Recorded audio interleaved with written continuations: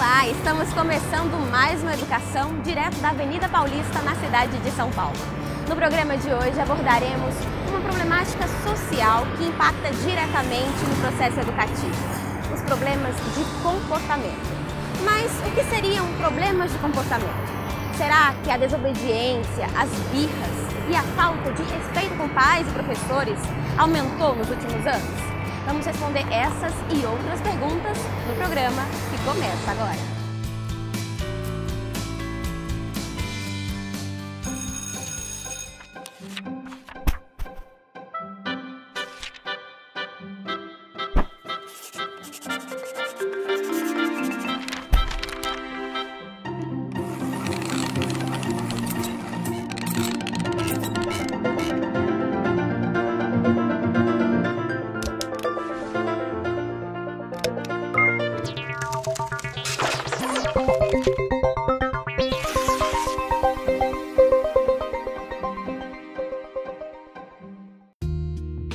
Definir o que é um problema de comportamento pode ser muito mais difícil do que se imagina, já que o comportamento esperado pode variar de acordo com as normas culturais, sociais e familiares. O que para uma família pode ser considerado um comportamento esperado, não necessariamente é o esperado para outra. Poderíamos então considerar que se trata de limites um tanto imprecisos ou, de fato, existe uma definição.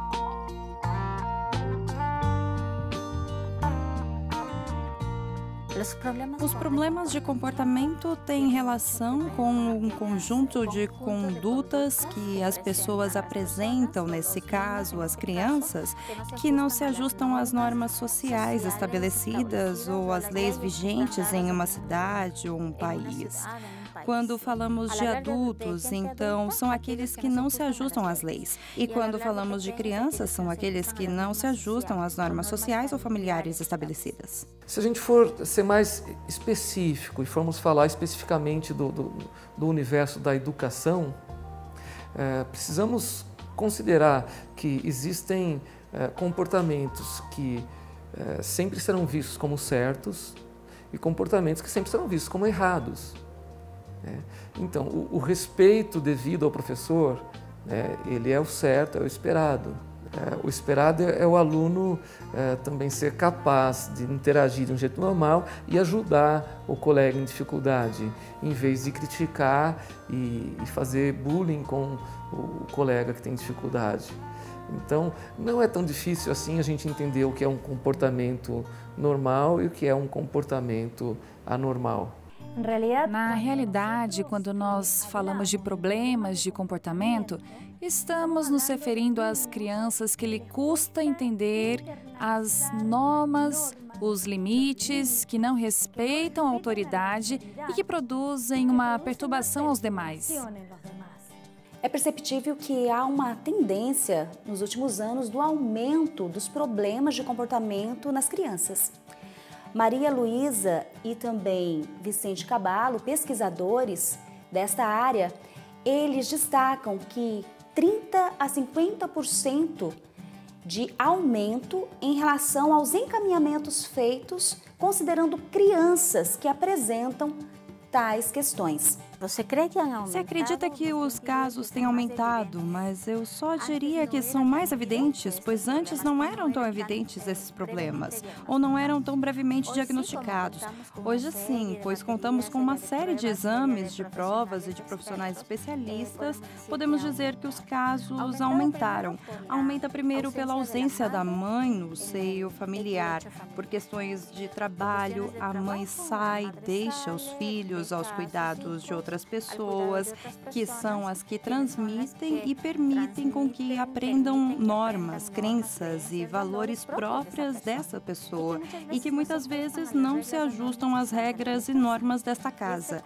E este conflito, este enfrentamento entre valores, leis e normas da casa versus a dessa pessoa que está cuidando, faz com que as crianças, sobretudo elas, não tenham bem claro qual é ou quais são os objetivos que têm que alcançar, ou o que os pais querem que eles alcancem. Então, isso produz um problema de comportamento. Também se acredita que esse aumento é devido à televisão, às redes sociais, o uso do celular, os computadores, pois hoje uma criança de 3 anos já sabe como usar um celular, que foi dado pela pessoa que está a educando. É mais fácil para um pai de família, uma mãe de família colocar um desenho do que conversar com os seus filhos. Também acreditamos que esses problemas têm aumentado porque, se recordarmos, há 10, 15 anos, todos nós sentávamos juntos para o almoço, víamos o papai, a mamãe e os irmãos, ou na hora do jantar, todos se reuniam para comer. Hoje, de acordo com algumas entrevistas com alguns pacientes que tenho e em pesquisas feitas, essa conjuntura familiar está quebrada. E os membros independentes dentro da casa vivem em mundos diferentes. Além disso, existem problemas de comportamento que surgem em crianças nas fases iniciais pela ruptura do apego que têm com suas mães. São períodos muito pequenos em que podem conviver, pois há crianças que vão muito cedo às creches, por exemplo, são deixadas ali com 2, 3 meses de idade, que não podem compartilhar esses laços de afeto, esse afeto com a sua mãe, e fazem isso com outra pessoa. Então, a desestrutura familiar é um dos fatores que leva crianças a ter mais problemas de comportamento. E não apenas isso, né? Não basta ter pais presentes em casa, mas pais que realmente exerçam a função de pai e de mãe de um jeito construtivo, adequado, né? Por quê? Porque sabemos, né, vários estudos mostram que crianças que sofrem abusos, né, por parte de pai e mãe, vão ter muito mais problemas psiquiátricos e do comportamento no futuro, né? Então, crianças que são vítimas de abuso e de negligência, elas vão ter muito mais problemas. Estudos mostram, inclusive, que a negligência parental ela é ainda mais danosa do que o abuso. Não pretendo, com isso, minimizar a gravidade dos abusos. Pelo contrário, né? Eu pretendo reforçar e ressaltar que a negligência e o descaso parental são mais graves ainda. Então, esses são outros fatores, outros aspectos que vão provocar alterações de comportamento na criança, né? Além de um ambiente familiar caótico, um ambiente com muitas emoções expressas, né? Em que essa família, em vez de resolver conflitos de forma pacífica, calma e educada, tende a resolver conflitos no grito, né? Na expressão intensa de raiva. Isso certamente impacta o desenvolvimento da criança e influencia no aparecimento de alterações do comportamento. Às vezes se usa o termo famílias disfuncionais, quando não está presente a mãe, o pai, os irmãos, ou seja, a família modelo, como falamos antes. Mas, na realidade, às vezes está presente só um progenitor, que pode ser a mamãe ou o papai, e que, se dão uma educação correta, os problemas serão menores. Ou seja, às vezes pode existir o que antes chamávamos de família completa, e mesmo assim existirem os problemas de comportamento. Mas esse não é o motivo pelos quais os problemas de comportamento têm aumentado nas crianças e acabam refletindo nas situações escolares.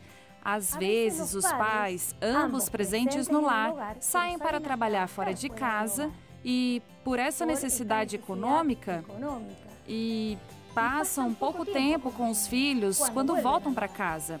Eles sentem um sentimento de culpa e esse sentimento de culpa fomenta neles que não devem pôr limites nos filhos. É difícil para eles colocar limites. Então é mais fácil, mais cômodo, demanda menos tempo dizer sim a tudo, e essa falta de limites traz como consequência direta o mau comportamento das crianças. Em outros casos, só o pai trabalha, a mãe fica em casa. Mas a mãe fica em casa com uma frustração tão grande e com tanta alteração que algumas vezes com sentimentos de baixa autoestima, que isso não contribui para a saúde emocional dos filhos. Isso provoca comportamentos destrutivos neles também. Então, sabe que é muito comum ouvir de pais que, olha, eu tive uma educação muito rígida, né? Meu pai era muito severo e eu sei que para mim isso foi muito importante para eu ser bem-sucedido, para eu ter uma vida saudável, né? E ainda assim eu tenho dificuldade de fazer o mesmo com meu filho.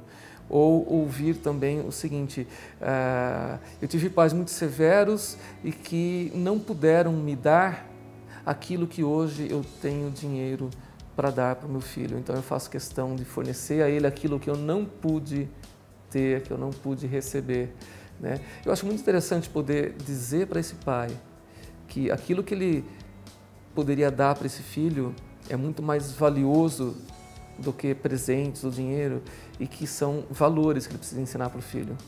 Se ele teve, ele precisa transmitir.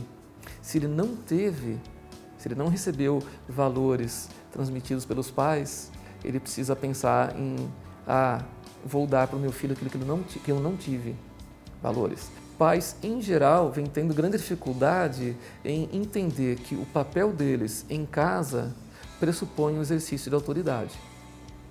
Eles podem evitar de ser autoritários, joia, mas evitar de ser autoritário não é abrir mão da autoridade. Porque o papel que eles têm em casa é um papel único. E muitas vezes pais têm criado os filhos hoje como se os filhos fossem os donos da casa, né? Um pequeno rei naquele reinado. É o filho que decide como as coisas vão caminhar, que decide as regras da casa. Crianças precisam entender qual é o lugar delas na família e entender qual é o lugar do pai e da mãe. Quando essa ordem é subvertida, os problemas podem ser muito sérios no futuro. Eles podem estar criando, sem saber, um garoto que vai ter um transtorno de oposição, um transtorno desafiador ou mesmo um transtorno de conduta antissocial. Eles podem estar criando um futuro psicopata. Um garoto que não respeita a autoridade de pai e mãe não vai respeitar a autoridade de mais ninguém, nem do professor, nem autoridade instituída pelo Estado, nada. Porque se nós não ensinarmos e regrarmos, eles não vão entender o que é disciplina. Eles não vão ser mais nem disciplináveis e nem ensináveis. A pior coisa que pode acontecer para uma criança é ela não ser mais ensinável. Isso é terrível. A grande tendência hoje dos pais ao educarem seus filhos é agirem com negligência, com descaso, com uma indulgência muito grande, né, com uma liberalidade muito grande, e entremeados por rompantes de exasperação. Isso é o mais frequente. Então, os pais hoje têm a tendência de deixar o filho no tablet, no computador ou no videogame, porque, primeiro, é o que o filho deseja e o pai não consegue falar não. É mais fácil, porque daí o pai também pode fazer as coisas dele, né? Dá menos trabalho, né? Então, negligência, descaso, indulgência, liberalidade, né? Entremeados por rompantes de exasperação. Se existe uma receita para dar errado, essa é a receita.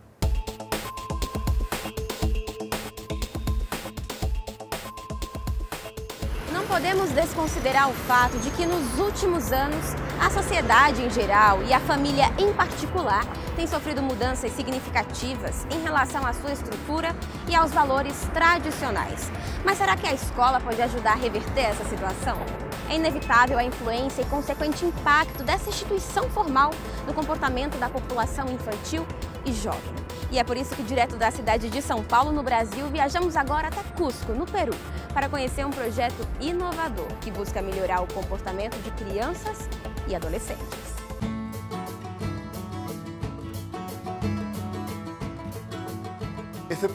Este projeto que estamos aplicando aqui atualmente nessa instituição surgiu na Colômbia.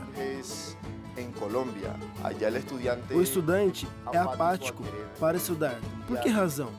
Porque facilmente, com o narcotráfico, ele pode ficar rico da noite para o dia. Então, trouxemos este projeto para cá, mesmo que esse país não apresente os mesmos problemas sociais. Existe algo em comum, a falta de hábitos que exige uma conduta do estudante. No ano passado eu já tinha problemas. Estava com matrícula condicional. Si me portaba mal, me expulsaban del colegio. El profesor me decía que yo tenía gran capacidad de pensar, tenía capacidades deportivas, sabía en estudios de la Biblia, pero por mi conducta todo eso no servía de nada. Le conté a mi mamá y mi mamá me dijo que sí, que es verdad, que tú tienes tienes esas zonas que te favorecen, pero por una sola todos tus estos se pueden ir al tacho o no puede servir de nada. Siento que él se preocupa por mí mucho y casi nunca he tenido profesores así.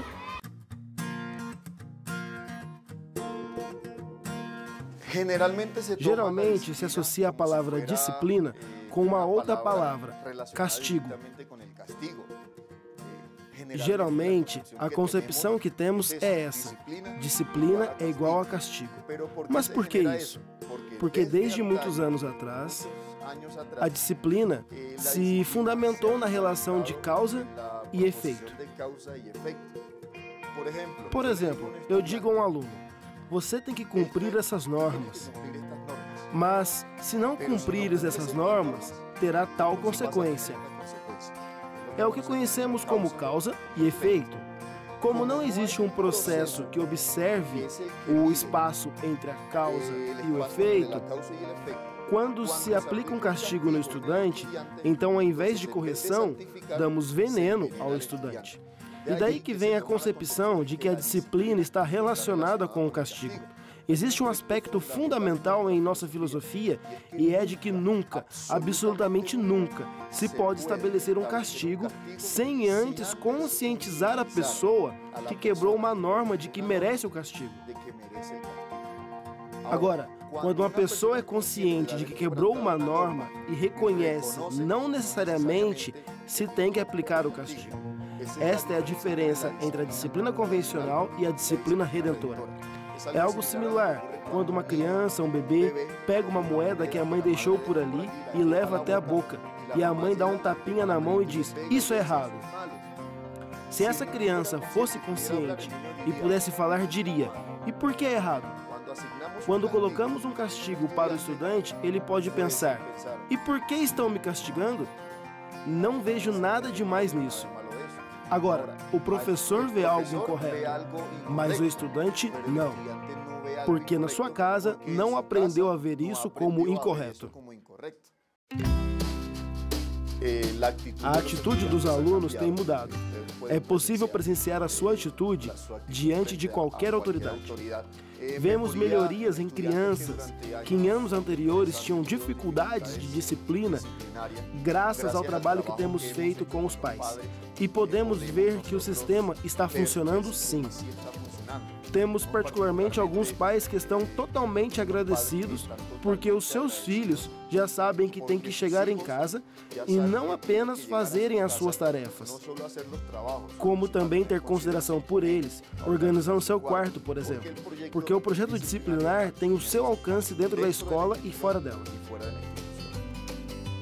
Agora, mi papá me felicita porque me puedo conduzir solo.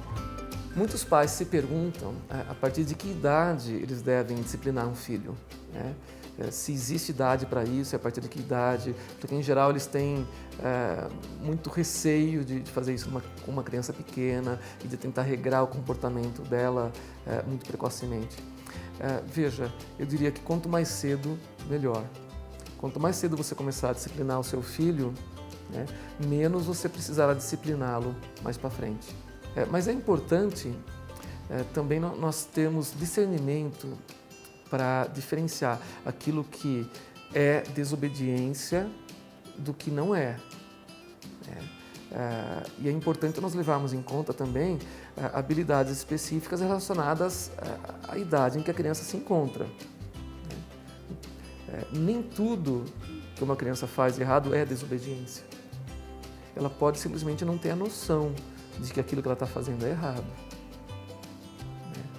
Eu costumo dizer que desobediência é quando um filho desobedece uma ordem expressa de pai e mãe. E não quando ele não atingiu a expectativa do pai ou da mãe. Não quando ele não fez o esperado. Além disso, é importante lembrar diferenças individuais. Né?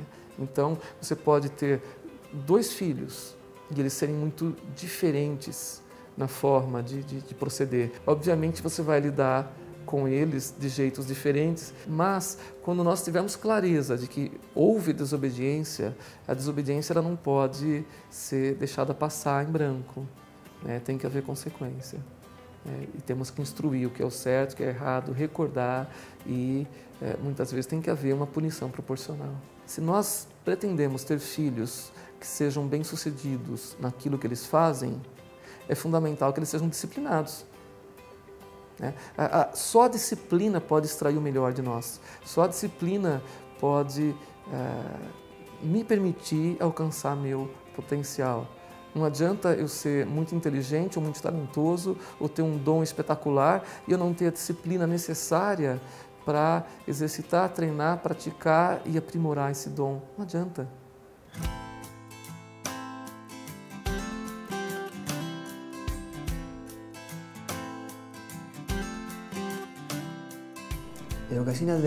A educação adventista, na minha experiência, é uma bênção na vida das crianças de um modo geral.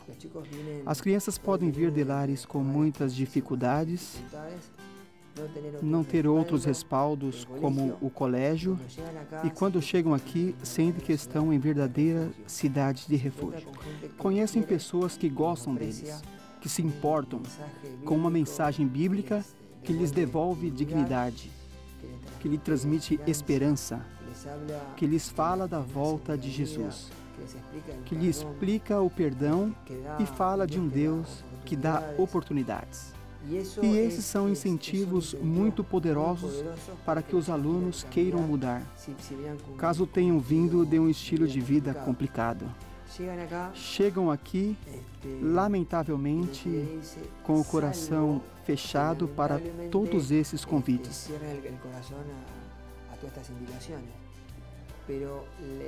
Mas a educação adventista transmite isso. Transmite esperança, os conecta com Jesus Cristo, e isto é um poderoso incentivo para mudar. Muitos de nós, professores que trabalhamos aqui no colégio, temos um passado difícil e damos os nossos testemunhos. Lhes contamos como o Evangelho nos deu oportunidades e, finalmente, lhes oferecemos essa oportunidade de mudança. Definitivamente acredito que é uma grande oportunidade e uma grande bênção para eles. Muitas escolas e filosofias educativas falam acerca dos valores. Nós também, na educação adventista. Sem dúvida, contamos com um extra que muda tudo. É o fato da educação adventista apresentar o mestre dos mestres, Jesus, que é o único capaz de transformar corações. E quando falo de transformar corações, estou falando de transformar mentes. E nessa transformação das mentes também está a capacidade para transformar o comportamento. Ou seja, a educação adventista é absolutamente completa e integral, porque não enxerga a criança somente a partir do ponto de vista mental, mas sim mental, espiritual, físico. É uma educação absolutamente completa e integral.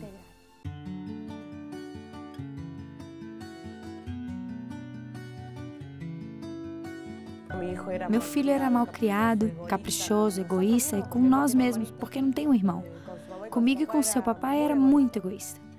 Era briguento, dizia, não, eu não quero isso. E mudou muitíssimo.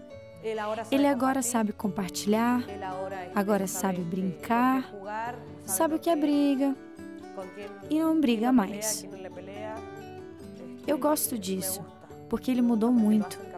Ou seja, não importa a religião, não importa mesmo. O importante é que eduque. Bom, o que mais me chamou a atenção no colégio foi a educação. Sempre fizeram questão de falar, de ensinar, e era isso que eu procurava, que o ensinassem, pois, como é filho único, queria que ele ensinasse isso pode e isso não pode. Eu agradeço muitíssimo a professora Mônica pelo modo como ele mudou. Como mudou em todos os aspectos, com seu pai, comigo, com toda a família, com seu primo. Agora ele não é mais egoísta, briguento, compartilha, sabe o que é certo e errado, e isso me encanta. Conheço casos de amigas que me perguntam: por que colocaste ele em um colégio adventista? Eu digo: não importa a religião, não importa. O que importa é que o eduquem. Existem colégios que não se importam. Ou seja, se são ruins, vão continuar sendo ruins e não haverá mudanças. Aqui mudam a forma de ser, de se portar, de pensar e de direcionar. Essa é a mamãe, esse é o papai e essa é a escola. Agora, Augustin tem 5 anos. E o que eu vejo na rua, não quero que meu filho tome isso para si. Eu quero que amanhã ou depois que meu filho me diga obrigado. É isso que quero que ele me diga. Obrigado, mamãe, pela educação que me deste, por me colocar no colégio que me colocaste. E que não diga: eu não gosto disso e disso. Até agora ele ainda é criança, mas acredito que no futuro ele vai me agradecer. É claro que não existem pessoas iguais e, portanto, as melhores técnicas para paliar os problemas de comportamento serão sempre aquelas que funcionem bem para cada caso. E quem está mais próximo que os pais para observar e conduzir a disciplina de maneira justa e consciente. Por outro lado, tanto crianças como adolescentes passam uma grande parte do tempo na escola, onde vale a pena questionar o comportamento desse aluno, já que os melhores resultados podem ser obtidos quando família e professores trabalham juntos. No entanto, se os problemas de comportamento perduram e se intensificam cada vez mais, talvez seja a hora de buscar a ajuda de um especialista. E é assim que nos despedimos do nosso programa de hoje. Lembrando que você pode rever esse e outros episódios no nosso canal do YouTube. Não se esqueça também de conferir as nossas redes sociais. Nos vemos na próxima semana.